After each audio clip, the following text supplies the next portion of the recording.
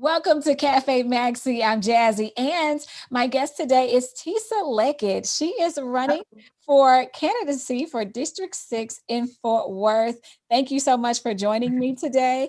And for those that don't know much about you, give us a little bit about your background and why you decided to run for District 6 in Fort Worth.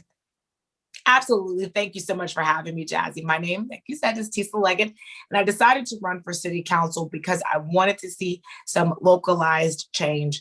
I was born at Carswell Air Force Base. My dad was in the military. My mom is an educator. My entire patriarch are educators, over 50 years in education. And I was taught that if I wanted something done, sometimes you got to do it yourself. And I saw some things that I wanted changed, in my own neighborhood, in my own community, and that is increased and improved transit. And so I decided to put my hat in the ring. It was an opportunity I couldn't pass up. You don't get these often. And so I said, I'm going to step up, and I'm going to step up for my community. I have over 15 years experience. I worked with Blue Zones Project Fort Worth, worked in the natural gas industry, and I worked as a representative for this region, the DFW region. And I like to say that Fort Worth puts the flex in Metroplex, and that's why I'm running. All right. What are your policy visions for District 6? Sure. So one thing I mentioned, and I didn't talk too much about myself. There's not much to tell. I tell you what, I work, no kids, not married, none of the things. So I have the time to help make my village better. So that's what I like to say. I'm like a Thea and an auntie. I want to make the village better. One thing that we need is equity in our village. And equity is comprised of economic development, and also transportation. If I can't get to work, or if I can't get to the place where I want to go play or take my family, then that doesn't allow for access. So those are important issues for me. District 6 is, like I said, the southernmost part of Fort Worth, a lot of industrial type of things, but not Fortune 100 companies, not Fortune 5. We want to make sure, I don't want to be, too many businesses, but enough to where people can work closer to home. And if you don't, which is fine, like I had to commute myself. We need to make sure that transportation is there. I love Fort Worth. I would want to live here and retire here. So if I had to work in Dallas and come back, why can't I on a train? We're a major metropolitan city. And so I like to say that Fort Worth puts the flex in Metroplex. I need to copyright that. But that's what I say. Fort Worth is a major city of almost 1 million people, and we do not have the transportation that we need. Absolutely. So in order to do that, that priority has to be premier. And also compassionate community services. That's something that I'm really trying to instill with my constituents and potential constituents and fellow neighbors, is that we had some unfortunate incidents happen in Fort Worth. And I feel like we need to have compassionate community services. When you go into a bank, don't you expect to be treated with respect? No, because you're depositing your money? Absolutely. Same thing that comes with city services. When we go in every day, we should have a positive purpose for being there. People should be paid the wages they should be paid, because you're happy when you get paid what you're worth, right? And then also when it comes to code enforcement and the like, people, when they are adequately respected, they take care of their job, they take care of the people much better. So compassionate community services is not just about how you treat an individual, but how the city treats its employees as well. And so that's something that's important to me as we reflect on George Floyd's case this week. We can't forget about Atatiana Jefferson. Right. So we must talk about those things. We've got to, really embrace that we have some things in motion, that some changes in motion, which is exciting. So we address, we correct, we move forward. Right. And so that's what I'd like to bring to District 6. Yeah. I mean, of course, we are dealing with systematic racism, and we're also dealing with the coronavirus pandemic, which has affected so many people's lives. And Absolutely. For the citizens that live in District 6, I mean, people have lost their jobs. Yes. Sick, they're dying. We have the rollout of the coronavirus vaccine. How about those residents getting what they need, getting the vaccine so their kids can get back to work, so they can get back to work? How do you feel about implementing some of those policies in regards to the pandemic for us to get back to normal? I love that. That's a great question. One of the things that I've been working with are our most vulnerable population, the older adult population, or seniors in living facilities, helping them to bridge with the city. They have a mobile unit that will come to their facility and administer the vaccine if they can't get out. there's also been opportunity for us to partner with our current transit system to get people access to JPS Hospital to receive their vaccine. What I thought was disappointing is that there wasn't enough information given out to residents about where to go and how to get those services, specifically in District 6. When we talk about those evictions, I'm concerned about that. All of us thought that the Justice of the Peace would be able to halt evictions. That's not necessarily the case. The city also has some control over that because evictions cause homelessness. Mm-hmm. I mean, and then the same arguments, we don't want them panhandling. We don't want them in Central City or in our nice, areas. And, we got to prevent that, right? Like it's not rocket science. And affordable housing actually is unaffordable to live right now in Fort Worth, some parts of Fort Worth. So there's some really interesting programs that I've seen to our neighbors south of us. If I say their name, everybody will call me a raging liberal, but to the south of us that have $300 to $400 to $750 to $850 rent if you qualify. So I want to see that type of housing units for potentially artists or people that we know are receiving a salary that does not hit the requirements of living, to have to live in a home. So we're not receiving wages to pay for housing. It's beyond affordable living. When people talk about affordable housing, they think we're talking about folks that are transient. Teachers would need affordable housing. We have to start speaking in realistic terms. I am a single woman with one income. Something happens to me and my savings can't cover it. That's it. There is no one to support me. I have to live in a place where I can also save for my future. Absolutely. And so I've got to start saying, I need to live in an affordable housing. So it's nothing to be embarrassed about or ashamed of. It is the truth. And it's unfortunate that we have to put a title on something that's it's basic human rights. It's to have a roof over your head. And I noticed that there's a few things that I like to clear up as far as just different topics and things that people may be confused about since you are a new candidate. And one of them is, are you working with the incumbent to split the vote on this particular district? Absolutely not. I haven't spoken to the incumbent since, it has to be about 10 years since I've spoken to the incumbent. No, I am not at all. You're not working together to split the vote? No, we're not working together whatsoever. He sits on a board of an organization that I was employed with.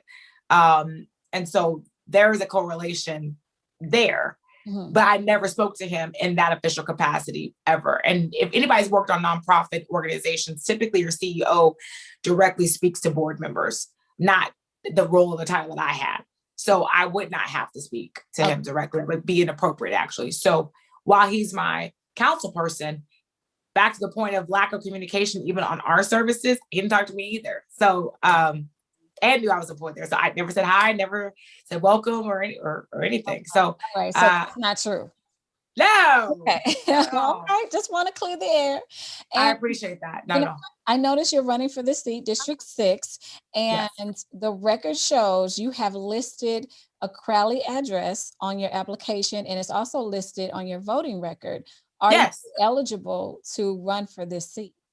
I am eligible because I'm a City of Fort Worth resident.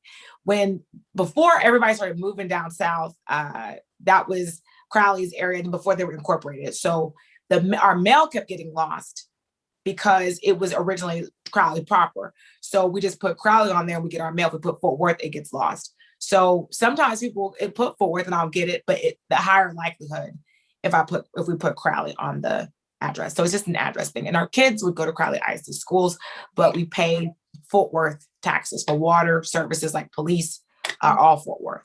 So I'm a Fort Worth resident, District 6, yes. Okay, so you are eligible. So I'm absolutely eligible. All right. Yes. I would assume you were, but you have to check, right? Sometimes people I understand. No, I understand. And I appreciate the question. Thank you. And are you taking any donations from any PACs or police officers associations?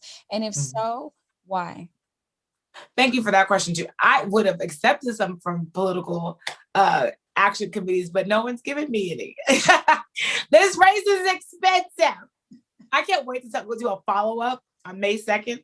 I have so many stories to tell about this experience as a first timer. There needs to be campaign finance reform ASAP. Yeah. Let me just start there. And no, I think it's incredibly inappropriate to take funds from the police and fire departments or associations. The other departments in a municipality do not get to donate. So why would we take donations from these departments? Mm-hmm. So I am absolutely, they have my ear just like everybody else does, just like my constituents do. There's an issue, I will listen to both sides and make a decision based on what's most important to the city, not just my district, but the city as a whole. I think that is a state law called meet and confer that I'm in complete disagreement with as it pertains to donations to elected officials. If I could donate to my boss so I could keep my job, or if I did something wrong, I can persuade votes. That's not a thing. And so it's inappropriate. They've got the ear of the people. And I think that it shows the optics are bad. And so I think it's better if everybody just keep their hands and money to themselves when it comes to receiving donations, or else allow for all departments within a city to do what they're able to do. So those are the other options. So if it's like we're sticking to this, it just doesn't look fair. I just think with the issues that we've had in the city of Fort Worth, when it comes to policing, namely Tatiana Jefferson, namely Jacqueline Craig and the like, and you're receiving funds, thousands of dollars, your neighborhood and your are not going to trust you. Your residents aren't going to trust you, but they then think that you're in their pocket, they're in your pocket, and there's an inappropriate relationship. And I don't want people to think that. But will I give them my ear? Absolutely. Will I consider the facts? Yes. And I can do that without taking any money. But apparently it's very expensive, y'all, to run a race. It's nothing I've ever seen in my life. It's incredible. I would only assume that it is expensive, considering how much, we see on the national stage and how much money that they raise. And, considering that, who are your opponents in this race, and why should someone decide to vote for you over them? So my opponents are the incumbent, Jazze Jordan, who's been in office for 16 years, almost as long as I've lived in the area. Jazze Jordan. And then there's Jared Williams, who has his PhD. So Dr. Jared Williams.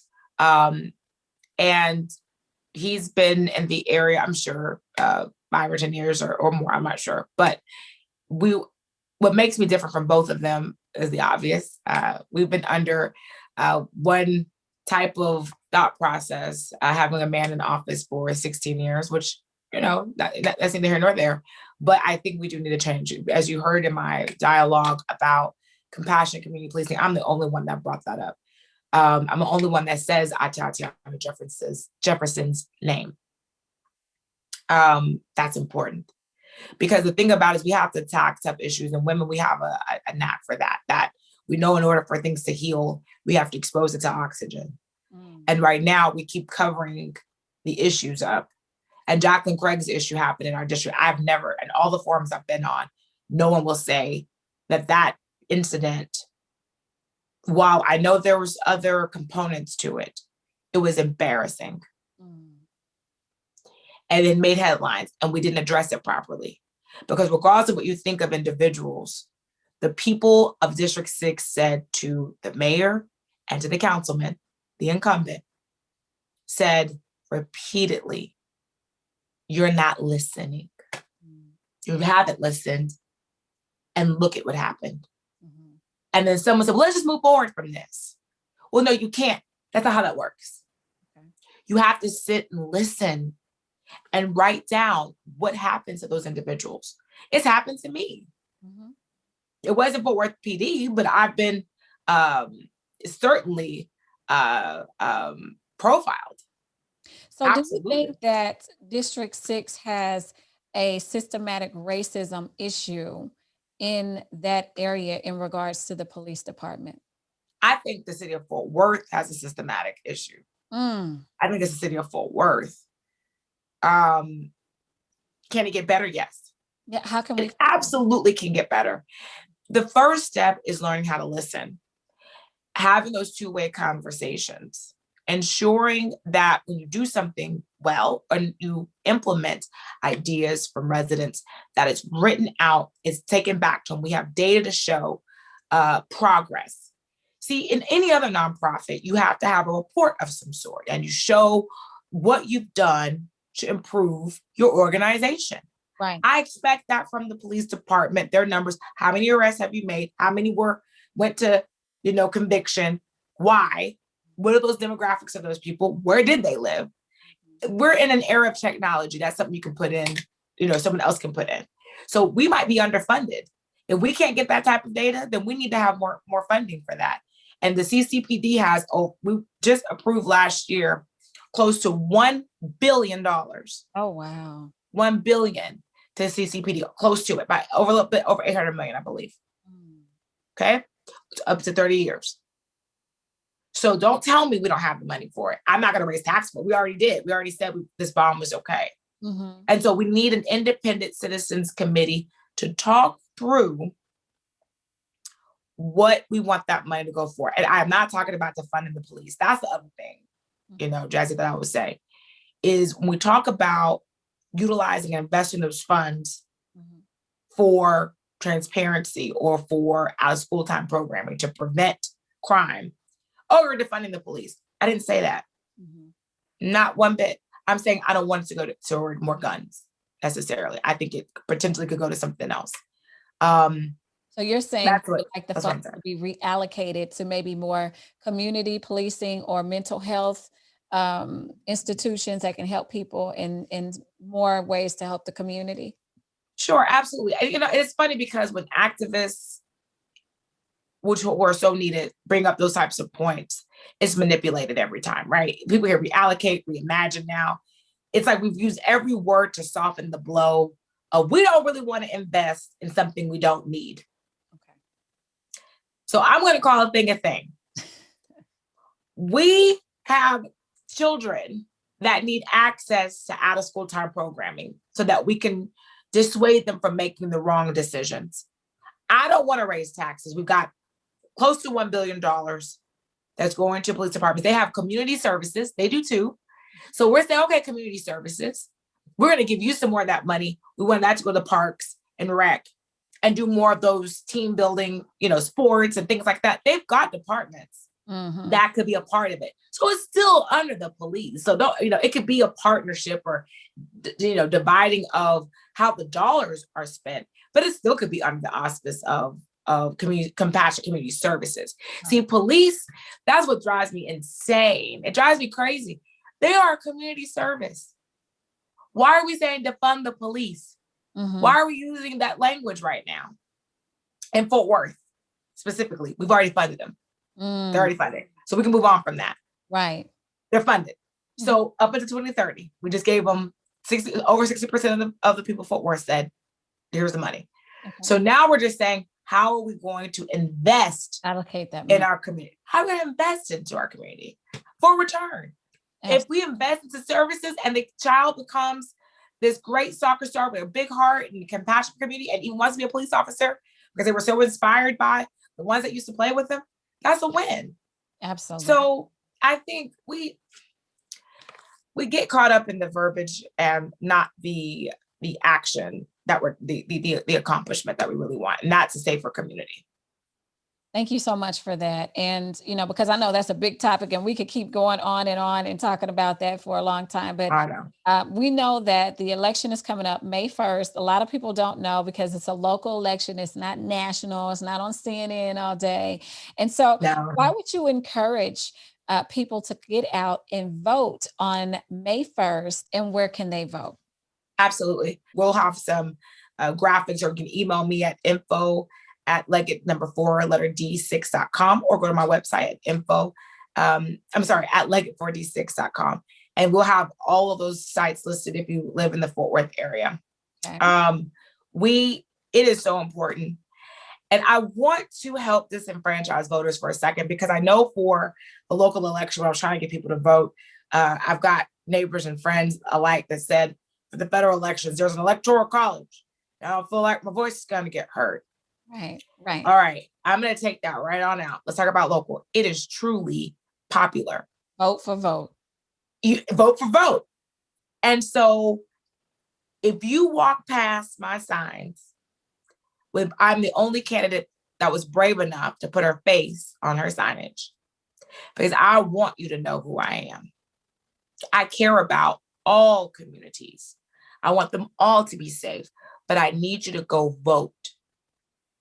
I will be making history as the first woman of color to represent this district. You got to know who you're voting for and what you're voting for.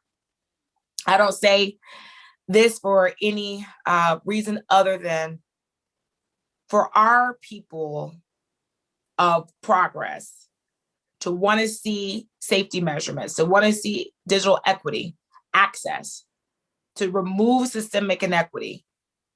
You have to step up. You have to. And it's just like a report card. The night of May 1st, we'll know who really cared and who didn't. Right. In my district specifically, as they talk about splitting the vote, me going in the race, I don't know, is that okay for me to go into? Yeah, sure. Because I'm another progressive thinker, and there's 2 African Americans and then the incumbent who is not. People assume that I'm splitting the vote. Do you know our vote, our voter outreach, our voters that come out is so low that it wouldn't even force a runoff. There is no splitting of a vote because even with our numbers together, if it was reflective of the last election cycle, would not cause a runoff. Okay. So what I'm saying is, if you care about change, it starts with you. I am not running for president of the United States or the United States Senate. I am voting. You are voting for someone to represent you, to help you fight your day-to-day battles about the trash, okay? About ordinances on noise and sound, decriminalizing certain substances that where people don't need to go to jail. They could get a ticket or something. Right. That's systemic oppression. Is that how it's means? That's something I can help with. And if you don't go vote and you break the law, you haven't done anything to advocate for yourself. This is it, everybody. This is it. So please, please, please read up on your candidates and understand their background, look at their voting record, and then go from there. This is a nonpartisan race. So I can't say whether I'm a Republican or a Democrat, nor do I want to. I'm a human being who wants to eliminate systemic inequity. So whatever that means, that's what it means. All right. So if anyone wants to reach out to you, to meet you, maybe ask you questions about your candidacy and your platform, do you have any events coming up, or where can they follow you to just get some more information about you? Absolutely. I do have some events coming up, and you can go to my website at www.leggett, the number 4, the letter D, the number 6.com. My campaign is like my personality. We keep it moving. So I would enjoy speaking with anyone that wants to get to know more about the campaign. All right. Well, thank you again so much for joining me today. And hopefully this was very informative for everybody who is considering who to vote for and they don't know what they want to do. And they've learned a little bit more about you and your candidates. Thank you. Thank you so much. Thank you so much. Have a wonderful, wonderful day. Thank you for having me also, Jazze. This is a great medium to have these conversations. And I'm glad you asked me those tougher questions. So I'm ready for them. Thank you. Good luck.